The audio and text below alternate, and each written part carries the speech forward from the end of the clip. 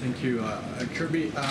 So, do you agree that the counteroffensive, the Ukraine counteroffensive, has gone more slowly than expected? And do you analyze that, considering the Wagner Group will be busy doing something else, that it will help this counteroffensive? I don't know what the Wagner Group's going to be busy doing here. Again, I think it's too soon to Amar's question. It's just too soon to know how this is going to play out, whether in Africa or elsewhere, certainly in Ukraine.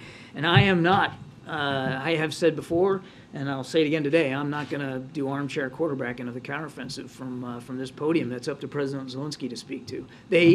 Our focus is on making sure that they have what they need to succeed, whether it's training, tools, equipment. And you're going to see another round of support announced from this administration for Ukraine in terms of weapons and capabilities this week. So we are focused on that. That's where our heads are. And just to make sure, Kirby, that I understand well, the NSC, how much did the NSC knew about the development, of this Wagner movement towards Moscow before it started? Yeah, as I think I mentioned to Kelly, the dispute and the tension between Wagner and the Russian Ministry of Defense was widely known. It was public. Rolling towards Moscow. It was all that tension was public. I'm not going to talk about intelligence matters. Thank you. No, go ahead, Ed, and then we'll go to the back. Okay. Ed goes first. Thank you, John. Thank you for doing this. So, what should we call what transpired over the weekend? Is it a mutiny, coup, or attempted coup, an armed rebellion? We're not slapping a bumper sticker on it, Ed. In the U.S. assessment, was the objective ever really to directly threaten Putin or the Kremlin? I'm sorry, can you say that again? In the U.S.'s assessment, was it ever the Wagner Group's intent to directly target Putin or the Kremlin? Again, I would let the parties speak for themselves here in terms of what transpired and what motivations there were for these actions. That's not something that we could accurately or even appropriately speak to. What I can speak to is we made sure that we lashed up early and have stayed lashed up with our allies and partners to make sure we all have the same kind of perspective on this and we're approaching it from the same way, and that we made appropriate communications with the Russians about their obligations to protect our diplomats and to make sure that they knew we weren't involved. You were describing early attempts to communicate with the Russians about what happened. Did they respond in real time to any of that outreach?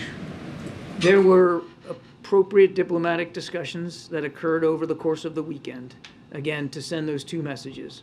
So is the U.S. confident the Russians would be responsive in the event of a nuclear or other real crisis, given how they were this weekend? I would just tell you, Ed, and this has been the case for the last 16 months. I mean, Russia is a nuclear power, that we have been monitoring as best we can Russian strategic posture, their nuclear capabilities.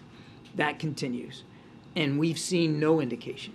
Outside of the blustery rhetoric, we've seen no indication that there's any intent to use nuclear weapons inside Ukraine.